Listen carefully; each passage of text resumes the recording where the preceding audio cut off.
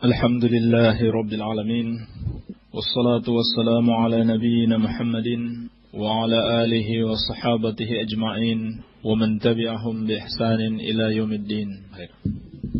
Ikhwani fid din at-talabah, para pendengar radio dakwah salafiyah rahimani wa rahimakumullah.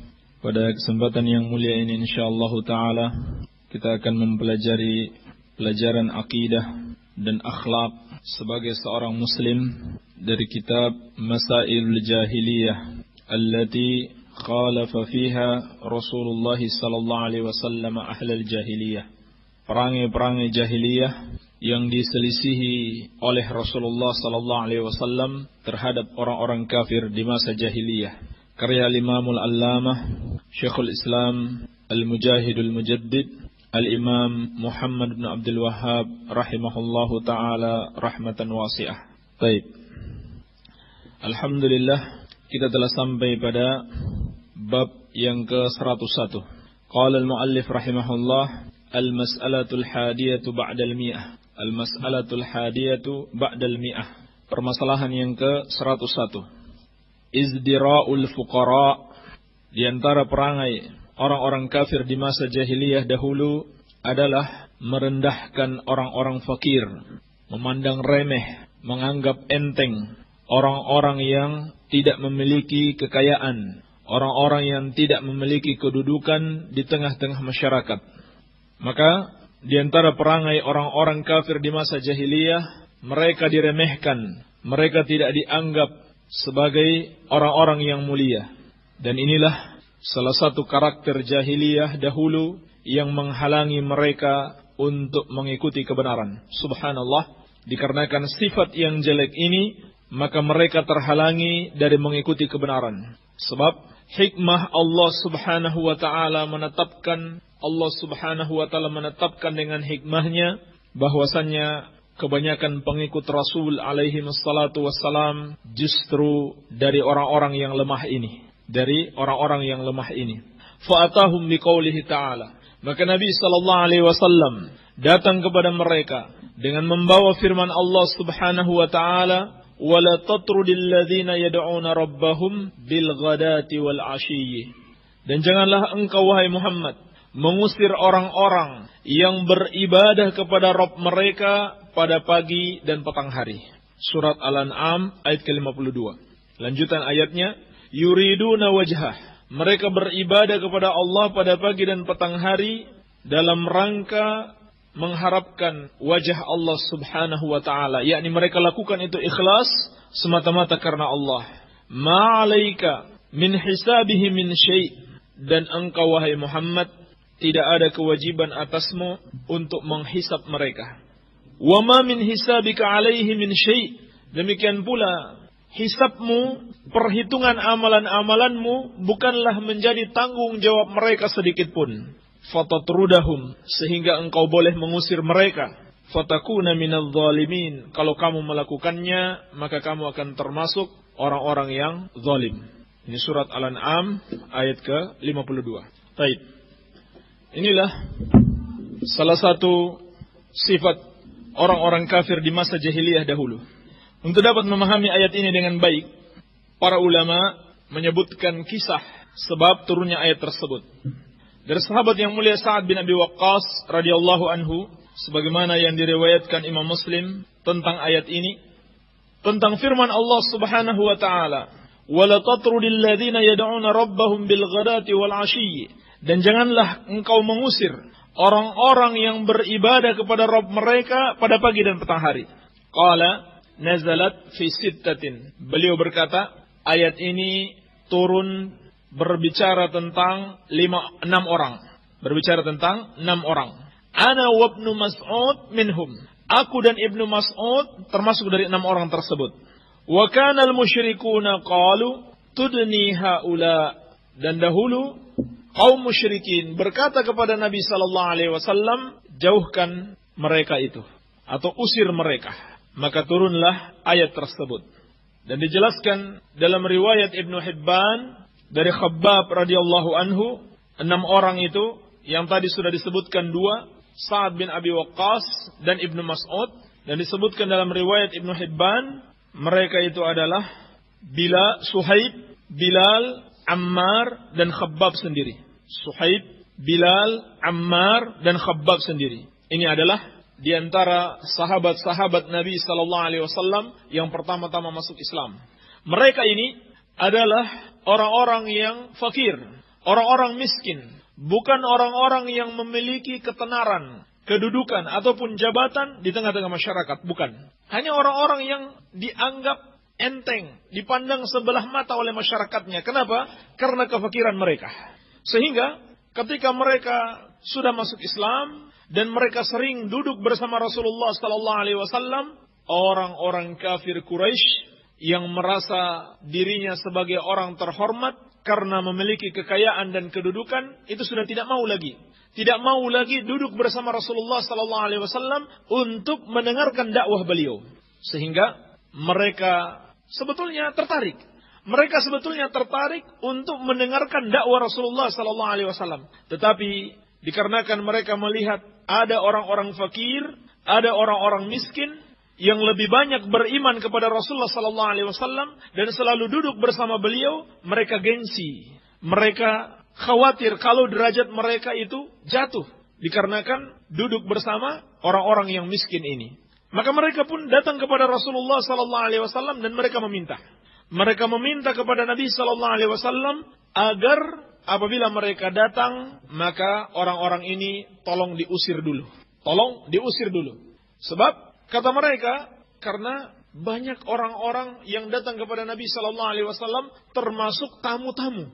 Nanti bagaimana kalau tamu dari luar kota atau dari luar negeri melihat saya duduk bersama orang-orang rendahan tersebut, orang-orang fakir. Ini yang dia khawatirkan, dia malu. Maka dia memohon kepada Nabi sallallahu alaihi wasallam, "Ya Rasulullah, tolong kalau saya datang, orang-orang itu diusir. Nanti kalau saya sudah pergi terserah kamu. Mau duduk lagi bersama mereka atau tidak itu terserah." Maka Allah Subhanahu wa taala tidak menyenangi permintaan tersebut. Allah tidak senang sehingga Allah menegur langsung kepada Rasulullah sallallahu alaihi wasallam, "Wala tatrudil ladzina yad'una rabbahum bil ghadati wal 'ashiyyi yuriduna wajhah." Dan janganlah engkau mengusir orang-orang yang senantiasa beribadah kepada Rabb mereka pada pagi dan petang hari. Yuriduna wajha, mereka mengharapkan wajah Allah Subhanahu wa taala, yakni mereka ikhlas di dalam melakukan amalan tersebut. Bahkan Allah Subhanahu wa taala mengancam nabinya, "Ma'alaika min hisabihim min syai' wa ma min hisabika 'alaihim min syai' fatatrudahum fatakuna minadh dhalimin." Hisab mereka, perhitungan mereka atas amalan-amalan yang mereka kerjakan bukanlah menjadi tanggung jawabmu. Demikian pula sebaliknya, perhitungan amalanmu bukan tanggung jawab mereka, sehingga engkau boleh mengusir mereka. Maka kalau kamu melakukan hal tersebut, kamu akan termasuk orang-orang yang zalim. Ini luar biasa. Allah Subhanahu wa taala langsung mengancam Nabi sallallahu alaihi wasallam agar jangan melakukan permintaan tersebut. Kenapa? Karena permintaan tersebut berdasarkan dari suatu sikap yang sangat buruk sekali, sikap yang tidak pantas, yaitu kesombongan. Merasa diri lebih tinggi. Karena apa? Hanya karena perkara duniawi. Jangankan dalam perkara duniawi, dalam perkara agama saja. Apabila Allah Subhanahu wa taala telah memberikan hidayah kepada kita untuk beriman dengan benar, untuk beramal saleh, berakhlak mulia, tidak boleh kita merasa kita lebih baik daripada orang lain. Apalagi hanya dalam perkara duniawi. Mentang-mentang mereka lebih banyak hartanya, lebih tinggi kedudukannya di tengah-tengah masyarakat, lebih dihormati oleh masyarakat, lalu mereka merasa lebih mulia daripada orang-orang fakir. Maka ini sifat orang-orang jahiliyah di masa sebelum datangnya Rasulullah sallallahu alaihi wasallam yang masih mereka tetap pertahankan setelah beliau diutus. Dan sayang sekali, sebagian sifat-sifat ini masih ada di tengah-tengah kaum muslimin, di mana orang-orang yang dihormati di tengah-tengah masyarakat menganggap remeh terhadap orang-orang yang tidak memiliki kedudukan. Apalagi kalau sudah terlanjur disebut sebagai tokoh, apakah tokoh masyarakat ataukah tokoh agama, maka ketika yang mengikuti dakwah atau yang menyerukan dakwah kepada kebenaran itu bukan orang terhormat menurut mereka, bukan orang kaya, bukan pula pejabat, bukan pula orang-orang yang dihormati di tengah-tengah masyarakat, maka mereka akan menganggap ini adalah dakwah yang sesat. Ini adalah dakwah yang tidak benar. Berarti sifat meremehkan manusia adalah sifat yang sangat tercela yang akan menghalangi seseorang dari mengikuti kebenaran. Maka Allah Subhanahu wa taala mengingatkan nabinya yang mulia, "Wala tatrudil ladzina yad'una rabbahum bil ghadati wal 'ashyi yuriduna wajha." Dan janganlah engkau mengusir orang-orang yang beribadah kepada Rabb mereka pada pagi dan petang hari dalam keadaan mereka ikhlas di dalam beribadah kepada Allah Subhanahu wa taala. Dan faidah makna bil ghadati wal 'ashyi dikatakan oleh Sa'id bin al-Musayyib, Mujahid, Al-Hasan dan Qatadah, al-muradu bidzalika as-salawatul maktubat. Yang dimaksud beribadah kepada Allah pada pagi dan petang hari adalah salat 5 waktu. Adalah salat wajib yang 5 waktu. Maka demikianlah kita diperintahkan untuk bersahabat, berteman, dan duduk bersama dengan orang-orang yang melakukan salat 5 waktu. Dan melakukan salat 5 waktu di sini maksudnya adalah melakukannya dengan sebenar-benarnya, dengan memenuhi rukun-rukunnya, kewajiban-kewajibannya, sunnah-sunnahnya, adab-adabnya, dan khusyuk di dalam melakukan salat tersebut. Maka Allah Subhanahu wa taala melarang kita meninggalkan mereka. Allah perintahkan kita berteman dengan mereka, dan Allah melarang kita meninggalkan mereka. Ini semakna dengan firman Allah Subhanahu wa taala dalam surat Al-Kahfi ayat ke-28. Di dalam ayat ini Allah Subhanahu wa taala juga mengingatkan nabinya sallallahu alaihi wasallam. Allah ingatkan beliau untuk selalu berteman dan tidak boleh beliau meninggalkan orang-orang yang senantiasa beribadah kepada Allah Subhanahu wa taala. Baik, kata Allah, "Wasbir nafsaka ma'al ladzina yad'una rabbahum bil ghadati wal 'ashyi yuriduna wajhah."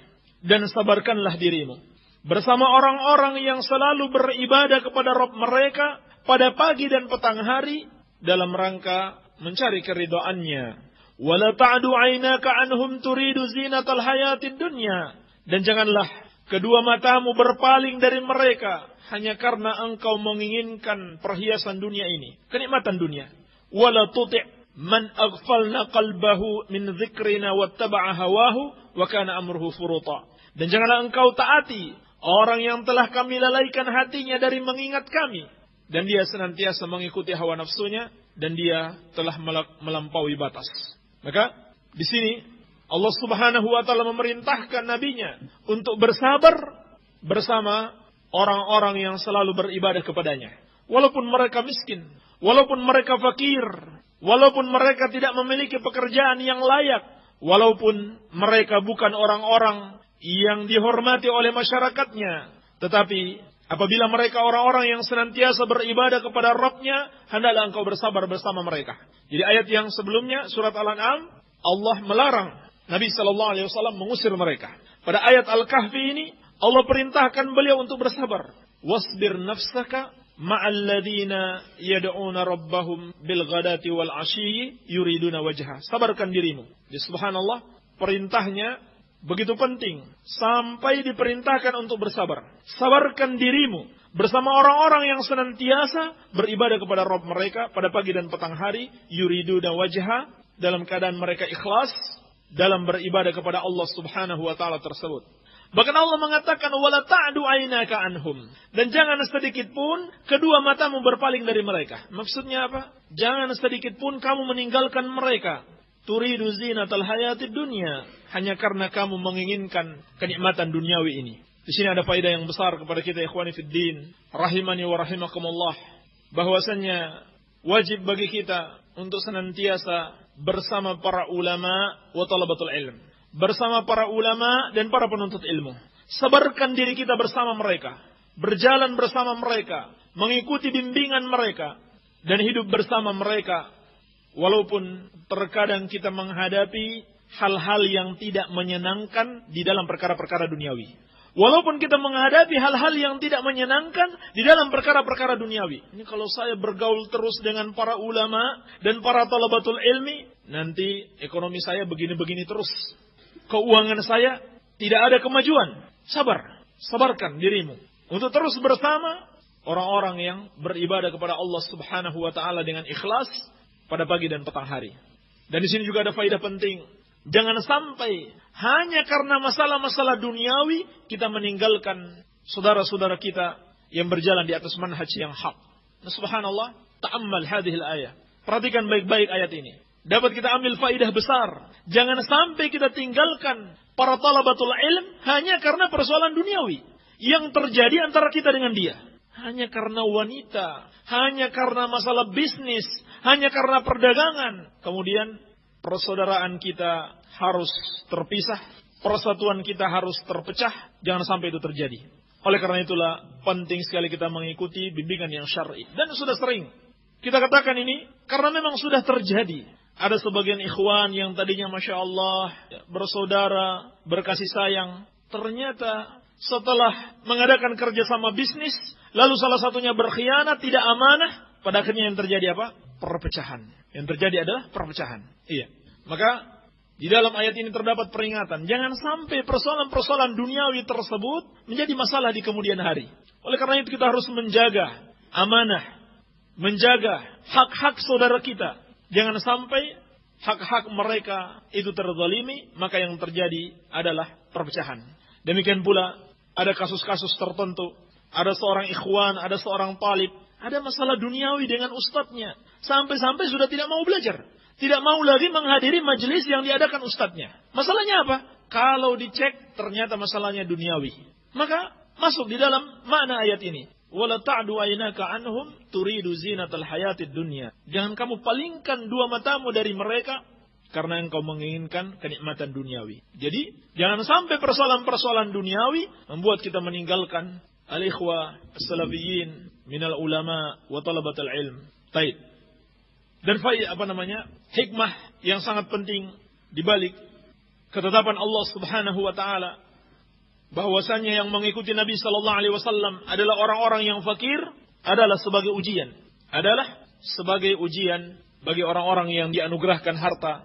Apakah mereka akan benar-benar bersyukur dengan mengikuti kebenaran ataukah mereka mengingkari kebenaran tersebut sebagaimana dalam ayat wa kadzalika fatanna ba'dahum bi ba'dil liyaqulu ahaula imanallahu alaihim min bainina alaysallahu bi'alama bisyakirin. Demikianlah kata Allah, kami berikan cobaan, kami berikan fitnah sebagian mereka dengan sebagian yang lain agar mereka mengatakan ahaula imanallahu alaihim min bainina, atau sehingga mereka mengatakan yakni orang-orang yang diberikan kekayaan ini, apakah orang-orang yang telah diberi hidayah tersebut adalah orang yang diberikan nikmat harta kepada mereka di antara kami? Padahal bukan. Maka Allah Subhanahu wa taala mengingatkan, "Alaisallahu bi'alama bisyakirin." Bukankah Allah lebih tahu dengan orang-orang yang bersyukur? Ini maksudnya bukanlah ketika Allah memberikan harta kepada kalian itu sebagai tanda kebaikan kalian, bukan. Kebaikan kalian adalah apabila kalian bersyukur dengan harta yang Allah berikan tersebut. Iya. Maka ini sifat ahlul jahiliyah yang telah menghalangi mereka dari mengikuti kebenaran. Oleh karena itu Nabi sallallahu alaihi wasallam datang dengan dalil-dalil untuk mengingatkan mereka jangan sampai sebagian menganggap rendah sebagian yang lain. Allah Subhanahu wa taala mengingatkan, "Ya ayyuhalladzina amanu la yaskhar qaumun min qaumin asa ay yakunu khairan minhum wa la nisa'un min nisa'in asa ay yakunna khairan minhunna." Dalam surat Al-Hujurat ayat ke-11. Wahai orang-orang yang beriman, janganlah sebagian dari kalian merendahkan, menghina, memperolok-olok sebagian yang lain. Bisa jadi mereka yang diperolok-olok itu lebih baik daripada yang memperolok-olok. Dan jangan pula wanita-wanita memperolok wanita yang lainnya. Bisa jadi wanita yang diperolok tersebut lebih baik daripada yang memperolok-olok. Dan juga Nabi SAW mengingatkan, bihasabi imri'in minasyarri ayyahkira akhahul muslim. Kullul muslim 'alal muslim haramun damuhu wa maluhu wa irduhu. Kata Nabi SAW, cukuplah seseorang dianggap buruk. Cukuplah seseorang dianggap jelek dalam pandangan Allah Subhanahu wa ta'ala apabila dia merendahkan saudara muslimnya. Setiap muslim atas muslim yang lainnya itu haram darahnya, hartanya, dan kehormatannya. Demikian pula dalam hadis Ibnu Mas'ud yang diriwayatkan al-Imam Muslim, Nabi SAW mengingatkan, la yadkhulul jannata man kana fi qalbihi mithqala dzarratin min kibrin. Tidak akan masuk surga barang siapa di hatinya terdapat kesombongan meskipun hanya sebesar dzarrah. Faqala rajulun, maka seorang mengatakan, anna ar-rajula yuhibbu an yakuna thawbahu hasanan wa na'lahu hasanatan. Au na'lahu hasanan. Ya Rasulullah, bagaimana pendapatmu tentang seseorang? Dia ingin pakaiannya bagus. Dia juga ingin menggunakan sandal yang bagus. Faqala, maka Nabi SAW bersabda, Innallaha jamilun yuhibbul jamal. Sesungguhnya Allah itu maha indah dan mencintai keindahan. Artinya tidak ada masalah. Siapa yang memiliki keluasan rezeki, lalu dia membeli pakaian yang bagus, yang mungkin agak mahal, sandal yang bagus, yang mungkin agak mahal, tidak ada masalah. Bahkan Allah maha indah dan mencintai keindahan. Al-kibru batarul haq wa ghamtun nas. Adapun yang dimaksud dengan kesombongan adalah menolak kebenaran dan menganggap remeh manusia. Ini yang dimaksud dengan kesombongan. Menolak kebenaran dan menganggap remeh manusia. Jadi apabila seseorang di hatinya ada peremehan terhadap manusia, maka dialah sesungguhnya orang yang sombong. Manusia di sini maksudnya orang-orang yang beriman. Apabila di hatinya ada peremehan terhadap orang-orang yang beriman, maka dia adalah orang yang sombong. Baik. Permasalahan yang berikutnya, permasalahan yang ke-102. Qala al-muallif rahimahullah, al-mas'alatu tsaniyatu ba'da al-mi'ah. Permasalahan yang ke-102. Ramyuhum atba'ar rusuli bi'adamil ikhlas wa talabid dunya. Tuduhan mereka terhadap para pengikut Rasul alaihi wassalatu wassalam bahwa mereka itu tidak ikhlas dan hanya mengharapkan dunia. Ini masih ada hubungan dengan bab yang sebelumnya, ayatnya sama. Yaitu surat Al-An'am ayat ke-52. Di dalam ayat ini terdapat jawaban terhadap tuduhan orang-orang jahiliyah dahulu, orang-orang kafir di zaman jahiliyah, terhadap pengikut para rasul. Karena pengikut para rasul kebanyakan orang miskin, kebanyakan orang-orang fakir, maka firman Allah Subhanahu wa taala, "Ma 'alaika min hisabihim min syai'." Tidak ada atasmu wahai Muhammad tanggung jawab menghisab mereka, yakni menghitung amalan-amalan mereka sedikit pun. Ayat pada surat Al-An'am ayat ke-52 wa amsaluha dan ayat-ayat yang semisalnya. Bagaimana sisi pendalilan dari ayat ini? Maksudnya adalah engkau wahai Muhammad tidak tahu hati mereka.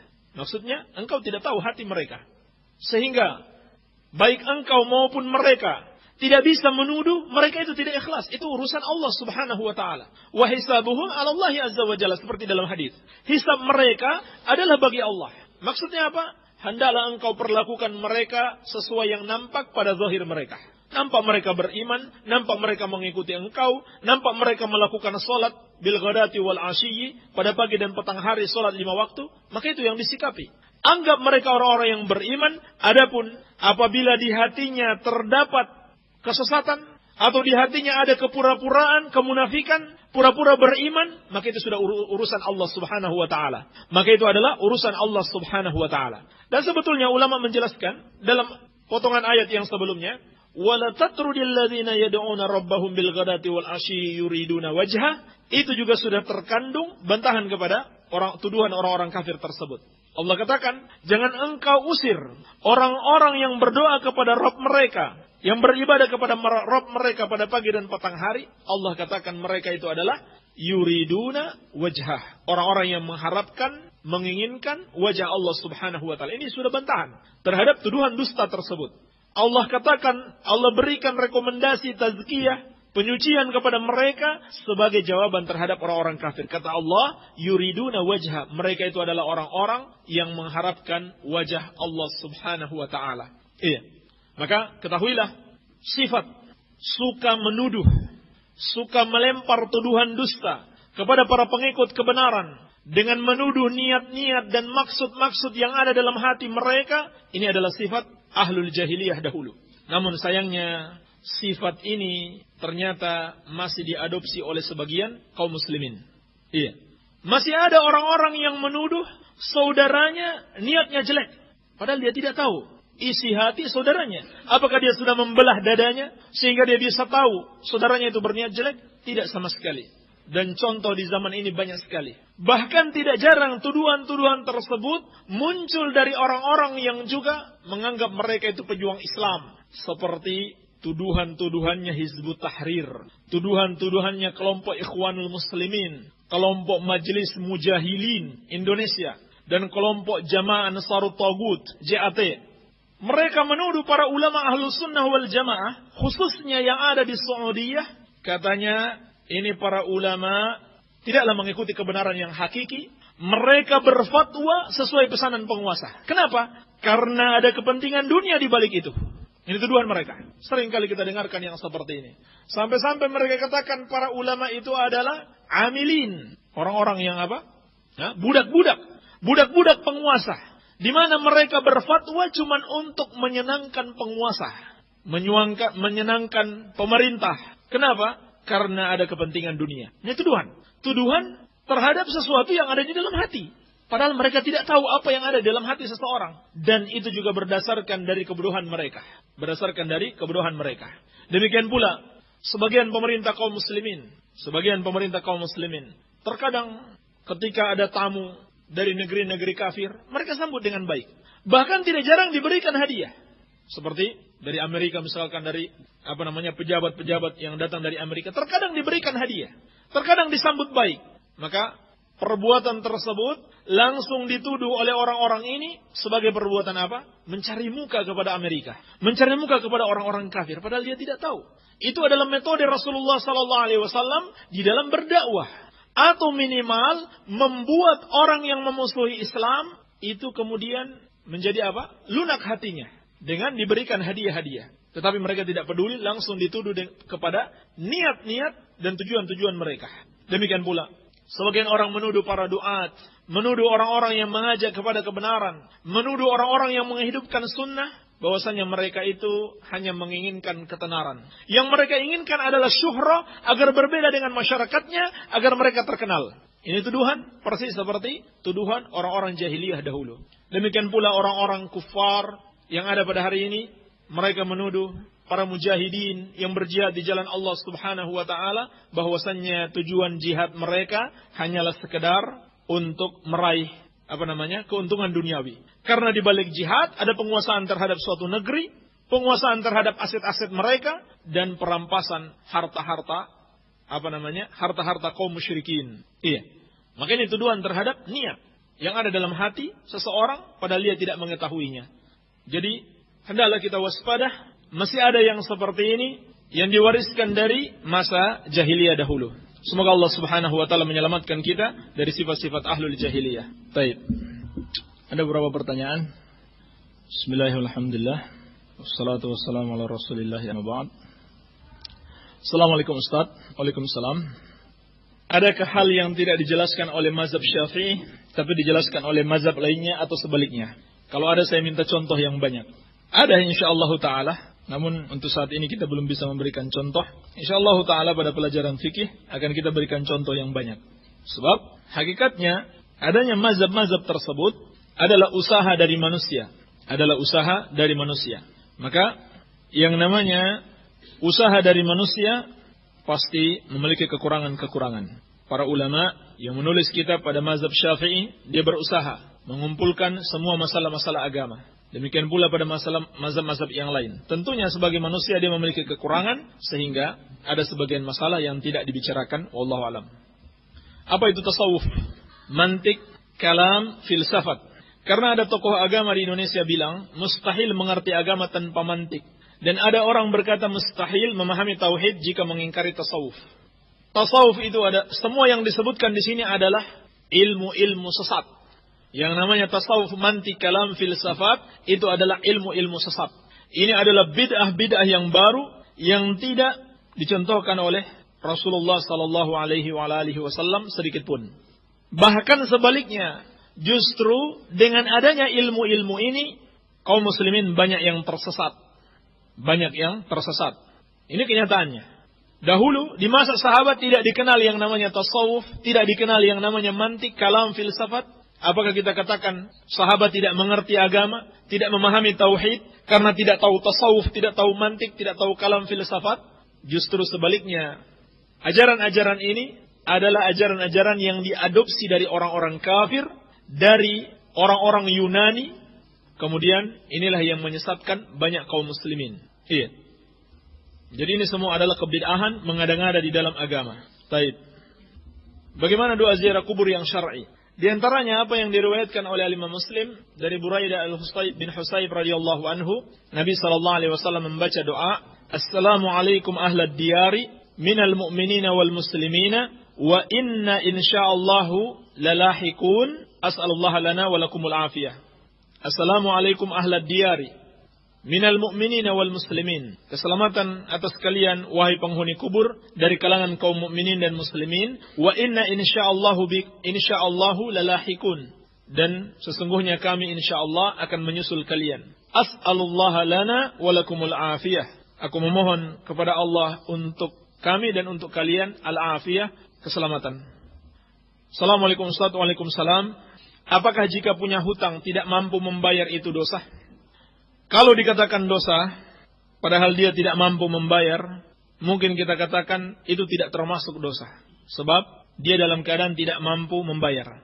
Akan tetapi, hutang tersebut akan menyebabkan dia terhalang masuk surga. Akan menyebabkan dia terhalangi masuk surga. Ini sebuah peringatan yang sangat besar, bahwasannya perkara hutang ini bukan perkara sepele. Ini hak saudara kita, tidak boleh kita sia-siakan, tidak boleh kita sepelekan. Sebab kalau seorang mati sebelum dia membayar hutangnya, dia melunasi hutangnya, maka itu akan membuat dia terhalangi masuk surga sampai hutangnya itu dibayarkan oleh ahli warisnya atau oleh siapa saja yang masih hidup. Sebagaimana dijelaskan dalam hadis Samurah bin Jundub yang diriwayatkan al-Imam Abu Daud, An-Nasai dan yang lainnya, disahihkan oleh Syekh Al-Albani. Nabi SAW bersabda, inna fulanan ma'surun bidainihi. Sesungguhnya fulan yang meninggal tersebut itu terikat dengan hutangnya. Anil jannah. Dia tidak bisa masuk surga. Fa in syi'tum fafduhu wa in fa'aslimuhu ila azabillah. Kata Nabi SAW, kalau kalian mau, tebuslah dia. Kalau kalian mau, maka serahkan dia untuk diazab, untuk diazab dengan azab Allah Subhanahu wa taala. Menunjukkan apa? Hutang itu adalah persoalan yang harus diselesaikan.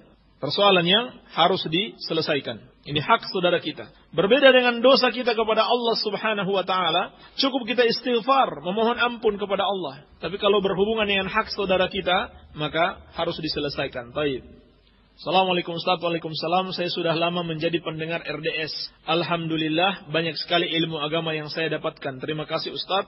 Tapi di beberapa hari belakangan ini saya tidak bisa mendengarkan lagi RDS karena di tempatku ada radio baru yang cuma nyetel musik saja yang gelombang frekuensinya jajarannya dengan RDS. Sehingga gelombang frekuensi RDS tertutup oleh radio musik ini. Mohon doakan Ustaz agar frekuensi RDS bisa eksis lagi, tidak diganggu frekuensi radio maksiat.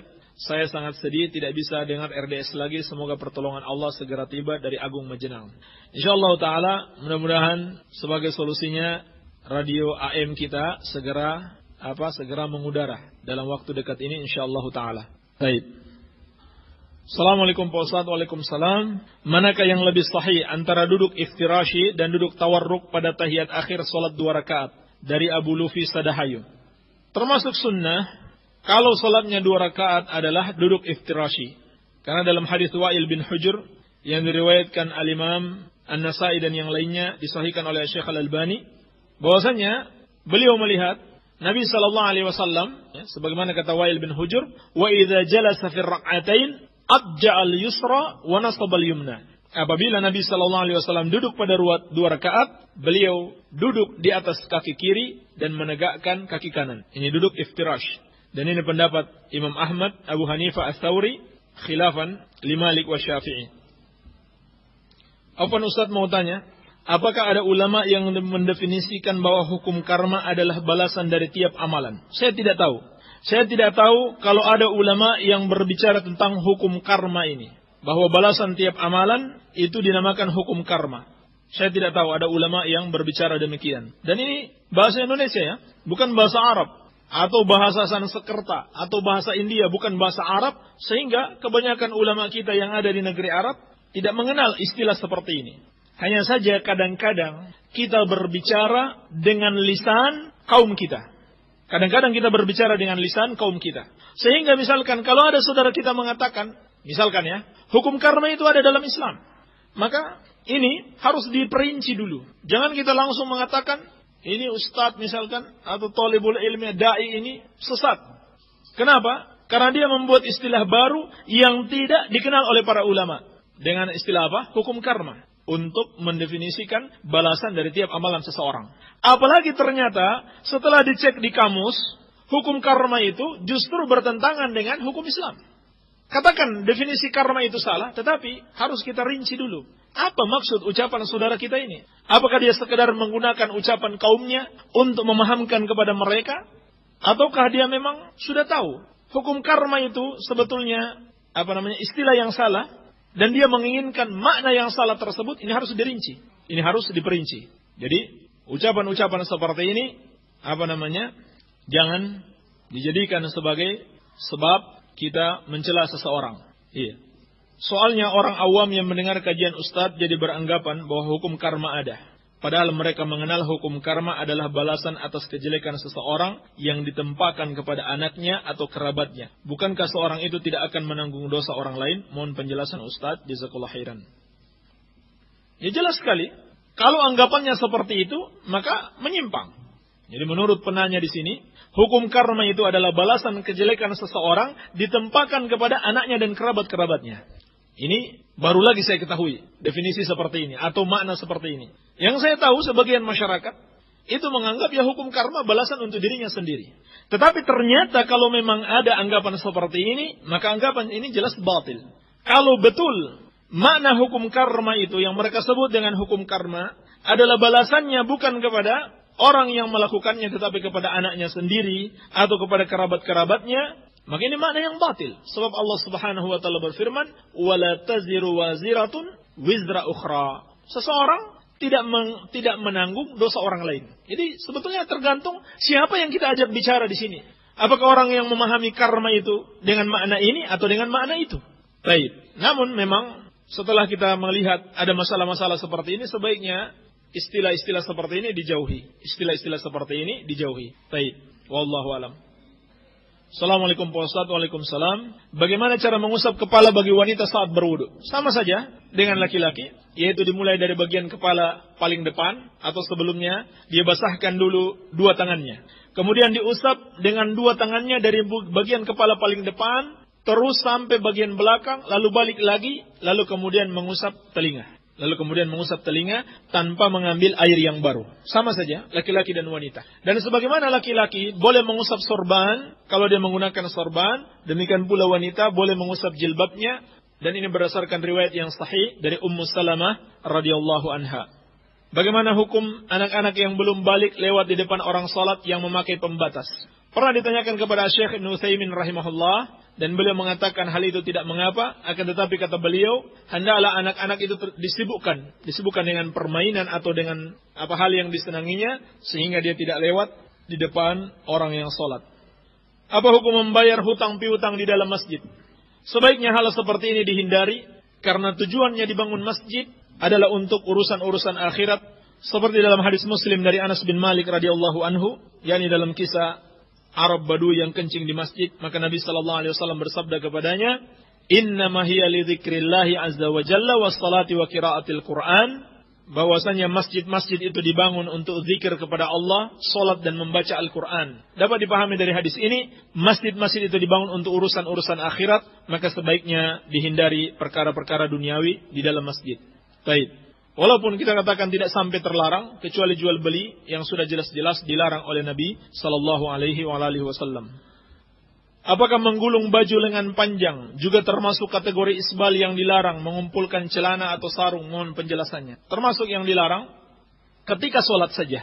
Melipat pakaian dilarang ketika sholat saja, seperti dalam hadis Muslim dari Ibnu Abbas, wala akfitu sya'ra wala thiyab. Nabi sallallahu alaihi wasallam mengatakan, aku dilarang mengumpulkan atau menggulung rambut dan pakaian. Itu di dalam sholat. Adapun di luar sholat tidak mengapa. Kecuali kalau seseorang pakaiannya melewati mata kaki, maka dia harus melipat pakaiannya, sebab apabila menutupi mata kaki, maka dia telah melakukan perkara yang haram. Baik. Assalamualaikum Ustaz. Waalaikumsalam. Saya mau tanya bagaimana mengucapkan salawat kepada Nabi sallallahu alaihi wasallam di dalam tasyahud. Saya dengar bukan assalamu alayka tetapi assalamu ala nabi. Mohon penjelasannya dan bagaimana cara mengucapkannya. Betul, ada sebagian riwayat, tetapi riwayat tersebut hanyalah ijtihad dari para sahabat. Dalam hal ini Ibnu Mas'ud dan Aisyah radhiyallahu anha. Sedangkan hadis-hadis yang sahih Dan riwayat yang lebih masyhur adalah tetap mengucapkan assalamu alayka ayyuhan nabi, bukan assalamu ala nabi. Seperti dalam hadis tentang kisah Umar bin Khattab yang diriwayatkan Imam Malik, beliau berkhutbah di atas mimbar mengajarkan tasyahud dengan assalamu alayka dan didengarkan oleh banyak sahabat namun tidak ada yang mengingkari. Maka yang benar adalah ucapan assalamu alayka bukan assalamu ala nabi. Banyak doa-doa yang datang dari Nabi sallallahu alaihi wasallam, bolehkah dibaca secara rutin di dalam sujud dan tasyahud akhir di dalam salat? Mohon penjelasannya. Yang dibaca secara rutin hendaklah doa yang memang selalu dibaca oleh Nabi sallallahu alaihi wasallam di dalam salat. Adapun yang memang tidak diajarkan oleh Nabi sallallahu alaihi wasallam, kadang-kadang kita baca dan kadang-kadang kita baca yang lainnya. Kadang-kadang kita baca yang ini, kadang-kadang kita baca yang itu, sehingga di kemudian hari tidak muncul anggapan bahwasanya itu bagian dari sunnah secara khusus di dalam salat. Baik. Saya ikhwan dari Sadahayu, saya pingin ketemu sama ikhwan yang suka dengerin RDS yang ada di daerah Sadabumi, Ujung Barang, Boja dan sekitarnya. Setiap hari Ahad suka ada ta'lim di Perumnas Majenang atau di Cilumuh. Kalau bisa pada datang dari Den Agus Sadahayu. InsyaAllah ta'ala, mudah-mudahan para pendengar RDS dari daerah-daerah yang disebutkan dapat menghadiri ta'lim yang diadakan ustadz-ustadz kita di daerah Perumnas Majenang dan juga di Cilumuh. Nanti insyaallah taala akan menyusul pengumuman. Ini yang bisa Anda sampaikan, semoga ada manfaatnya. Subhanakallahumma bihamdika asyhadu an la ilaha illa anta astaghfiruka wa atubu ilaik. Wa sallallahu ala nabiyyina Muhammadin wa alihi wa sallam wa akhiru da'wana alhamdulillahi rabbil alamin.